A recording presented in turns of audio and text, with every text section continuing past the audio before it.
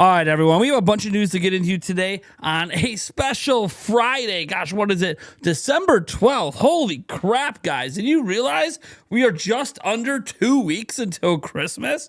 Holy crap. This is like just blowing my mind right now how fast the end of the year is going. And it's going so fast because we've had such amazing video game news to talk about around here. Now, look, today we're not going to be going over all of the games that were announced for Switch 2 at the Game Awards last night.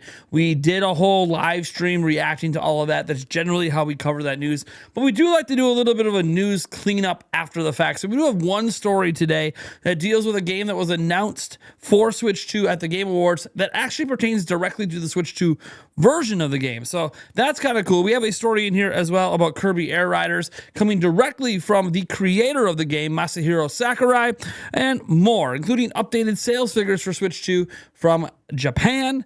Dude, look, I actually like these little Friday shows. They're not always the most exciting news, but every now and then you have a few bangers, which is what we have today. Now, we are giving away 3 copies of Final Fantasy VII Remake Intergrade. You can go ahead and enter through the pinned comment or link in the description. We're clearly giving away the Switch 2 version for January.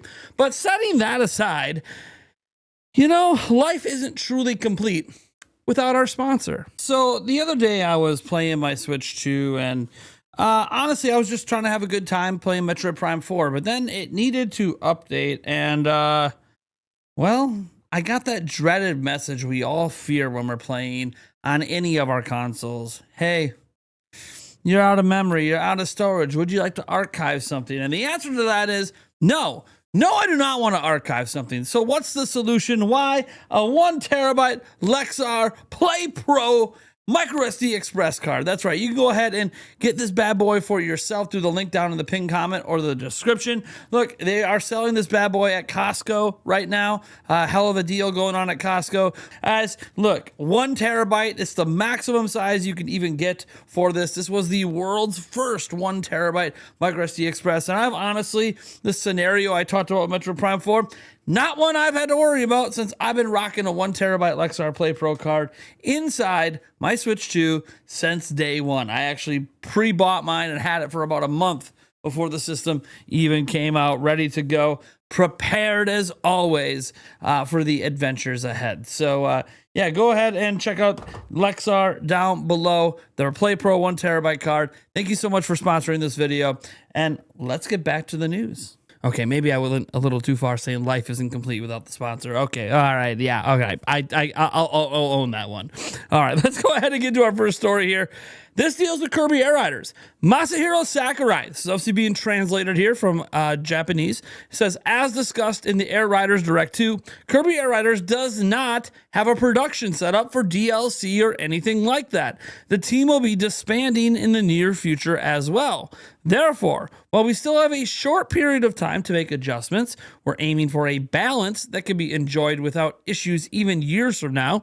We might be able to tweak it one more time or so, but after that, please enjoy it as a completed balance. And look, guys, you know, there's some people down here talking about things they wish that would do and DLC they want to happen and companies they could work with.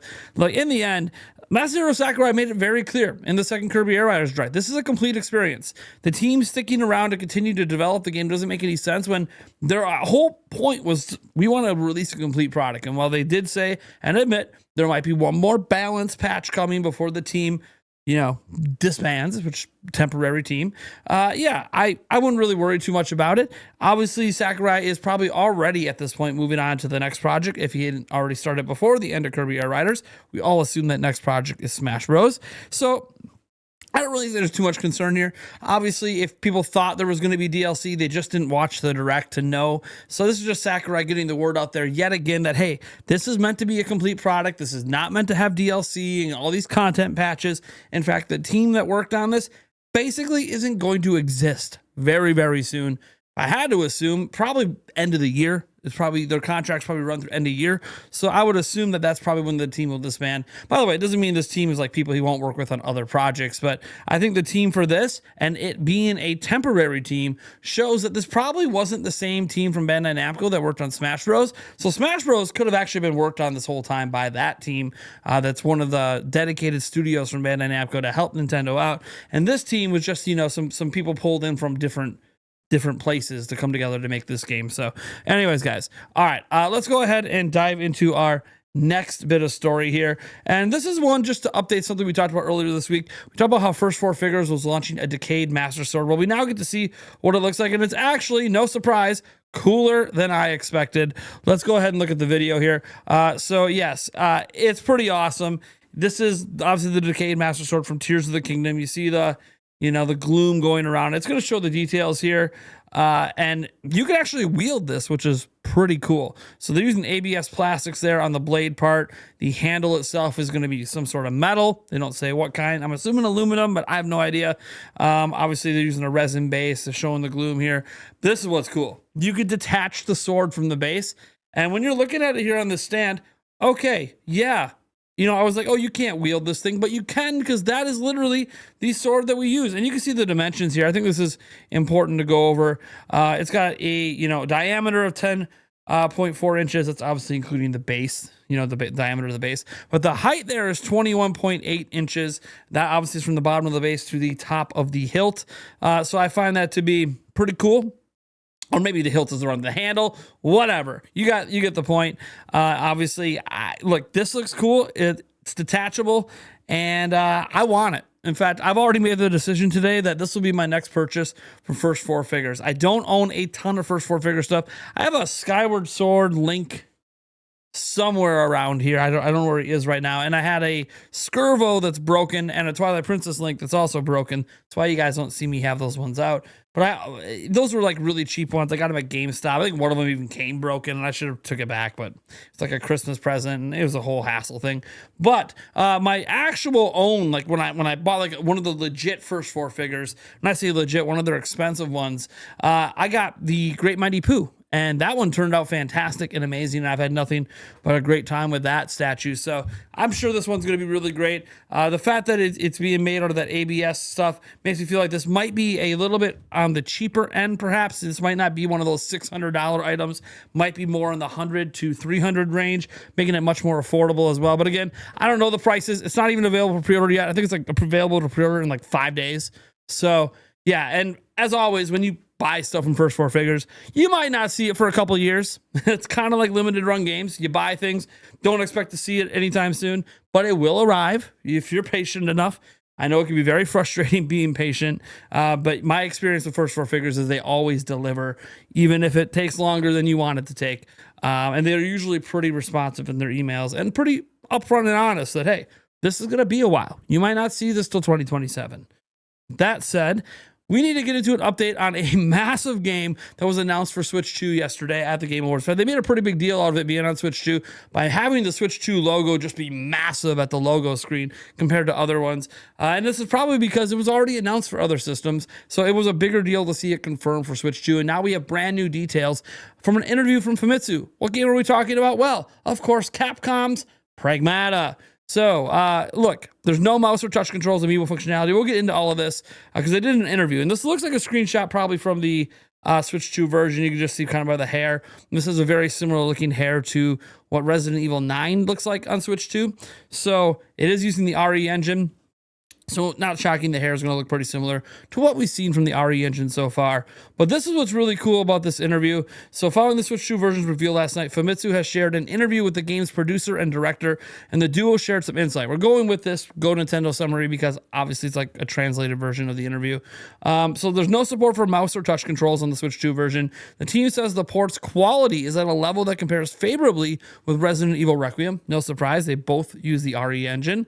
When the team first got the game running on Switch 2, they were amazed and gave positive feedback. And here's a quote: "Wow, it runs with this quality."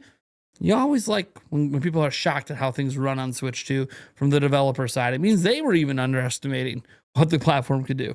Anyways, the Switch 2 and the RE engine have a high degree of compatibility. That's been very apparent. Development is progressing quite smoothly. And by scanning the amiibo, and yes, folks, there's an amiibo for this game. When you load up your game, you'll have access to extra weapons, recovery items, and unique hacking nodes. As always, I find this game to look pretty good. They had some demos that you could play with it after the Game Awards, and so there's already like people who have given like hands-on experience and talked about it publicly. Basically, it's got some really cool mechanics between like this in the middle of a gunfight. Like you have your third-person shooter kind of mechanics, and then you combine it with like you're in the middle of the action, have to solve a puzzle super quick.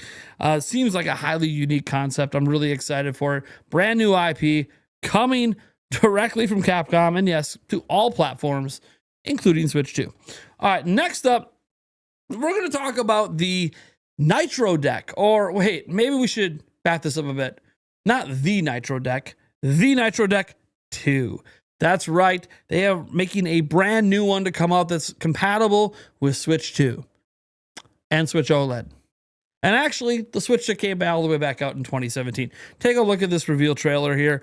Look, they announced today exclusively during a special presentation that was taking place on IGN for the post-show of the Game Awards that Nitro Deck 2 is the much-requested successor to the original CRKD Nitro Deck, the debut product from the popular gaming brand and a highly acclaimed accessory for the original Switch. Since the launch of the Switch 2 earlier this year, discerning gamers have fervently been awaiting news on Nitro Deck 2, excited at the prospect of leveling up their new hardware with the many benefits offered by the Nitro Deck ecosystem. Finally, in time for the holidays, CRKD is delighted to break cover with the answer the community has been waiting for. Nitro Deck 2 is coming, and sooner than many had anticipated. Engineered to elevate handheld play for Switch 2, the Nitro Deck 2 builds upon everything players love from the original Nitro Deck, now with even greater comfort, precision, and performance. With improved ergonomics, zero stick drift thanks to all new CRKD Capti stick technology, and a suite of customizable features, the Nitro Deck 2 is a handheld nirvana created for players who demand the best from every gaming session. Fully backwards compatible with the original Switch and Switch OLED, the Nitro Deck 2 is also ideal for use of PC, mobile, smart TVs via integrated Bluetooth technology. Designed and ultimately shaped with invaluable feedback from CRKD community, the Nitro Deck 2 features a retractable locking mechanism that ensures a secure fit across both Switch and Switch 2, seamlessly bridging multiple hardware generations for a flexible, future-ready experience. Built from the ground up to take advantage of several new engineering innovations, the console tablet no longer slides into the Nitro Deck shell in a marked improvement designed to pose less risk to the console.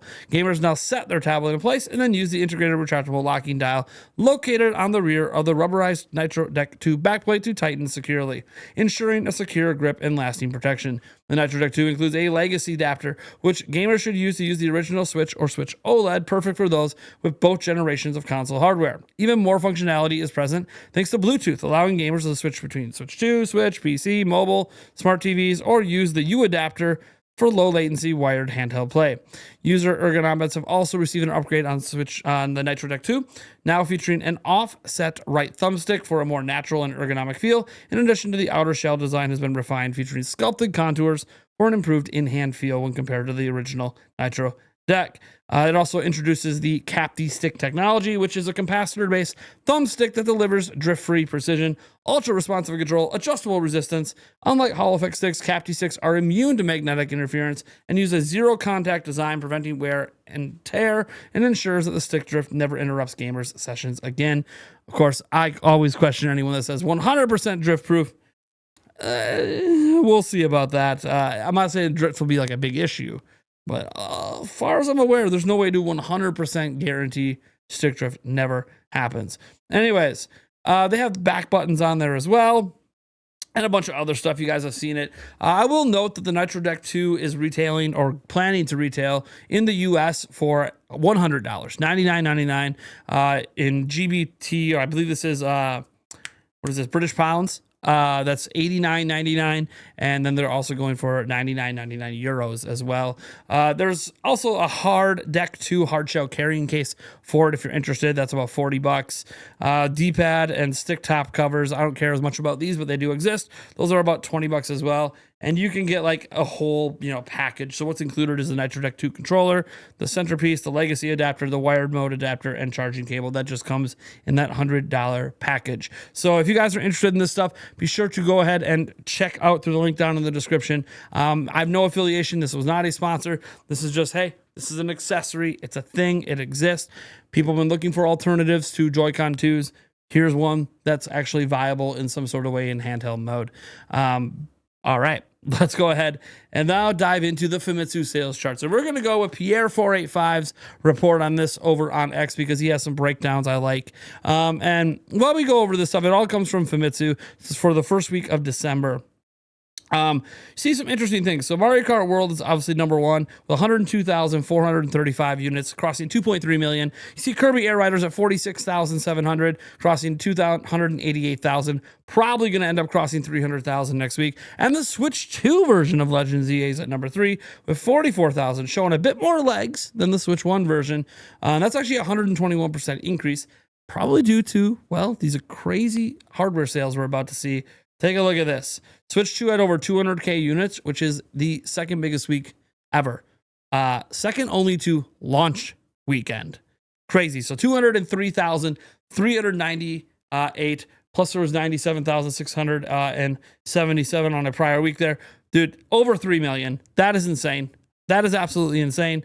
Nintendo Switch 1, you're seeing at 51,000, PS5 at 25. This is insane. I don't know how else to state that other than that is an insane number. And I look, Metro Prime 4 came out. Metro Prime 4 did chart, but this is insane to me. I don't even know. Like, if you go over to the top 10 here, you can see that where the Metro Prime is on here. Metro Prime 4 Switch 2 edition, not the Switch 1 edition. I was over here at number 6. It moved 21,000, which isn't a great debut, but we don't have the Switch 1 sales 100% for sure yet. Or maybe we do now, actually. I forgot. Today they did have the top 30. Metro Prime 4 Beyond on Switch. Yeah, that debuted at 7,586. How, if you combine that with Metro Prime 4 for Switch 2, I'm not really sure, how that compares relative to other Metro Prime games. But you're seeing that the analysis he put out here is a low debut for MP4. Legends EA is now tracking on Pokemon LA. So I don't know, ahead of or in lockstep with, I don't know, because the sentence is missing information. Octopath Traveler 0 is down 33% versus Octopath 2. Switch 2 is now over 3 million units, which is its biggest week, excluding launch. And Switch 1 over 50K units is its biggest week since January. PS5 is down 50% versus last year. And you can just see all of the platforms, all of the publishers. This is like, this is insane. I don't know how else to put it other than absolutely insane. And yeah, Nintendo continues to dominate with like the software sales and all this stuff in Japan. Over 50% of the market. It's just pretty crazy.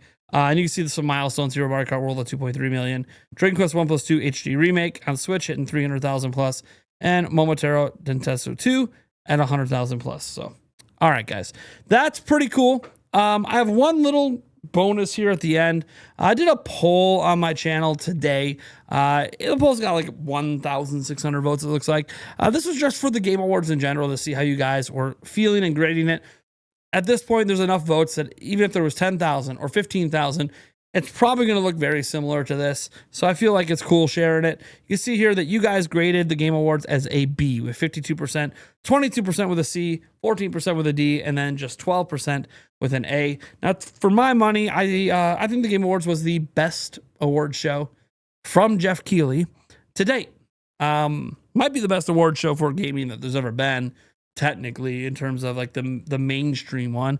I know we can talk about the Game Developer Conference Awards, the GDC Game of the Year Awards.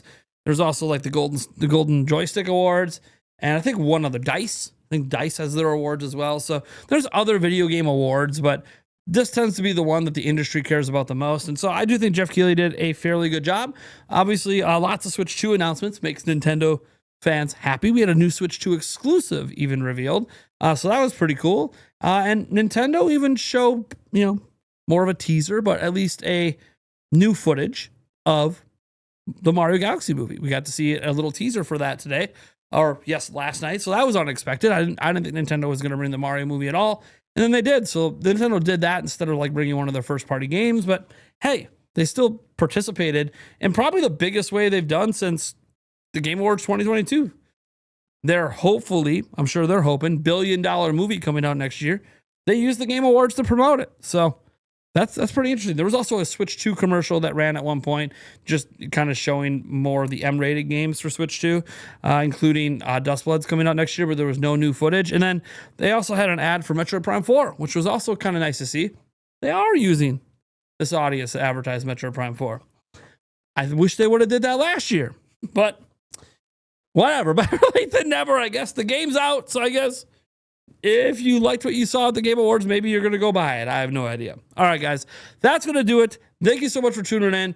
I am Nintendo Prime. We should be live tonight, barring any issues. Sorry this video is out a bit later than I like it to be, but it took me a while to gather the news because Fridays are usually a little bit of a slower day, but I didn't have a video out yesterday due to the Game Awards, so I'm like, I got to get something out today. And most of the news yesterday became irrelevant because it was mostly just stuff about what was going to happen at the Game Awards, and then we had the Game Awards. So now we're in the aftermath of that, and we'll be back probably to just regular news, I don't know, by Monday, or maybe we'll be back to doing rumors again. I don't know. We had a couple rumor videos this week, which, God, it felt weird because I haven't done videos like that in a while. We'll see if more rumor videos dominate the end of the year. After all, we do have next up for the next major event from Nintendo's probably a February Nintendo Direct. That's like a month and a half away, February, if you think about it. So probably 2 months away from an actual Direct. You know, rumors will probably ramp up for that here at some point. So we'll see where the news takes us. I just hope you're along for the journey. Catch you in the next one.